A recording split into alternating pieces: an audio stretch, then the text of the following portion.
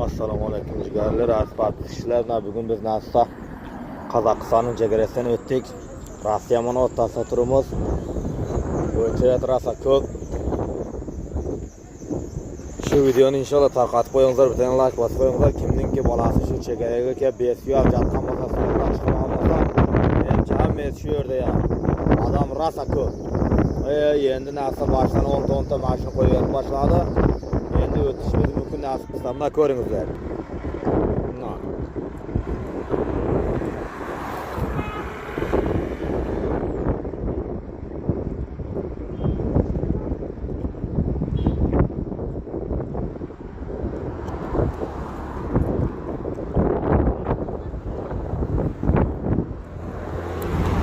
Nonu ahırsı. Maaşın ahırsı yok. Ben şundan gaplar.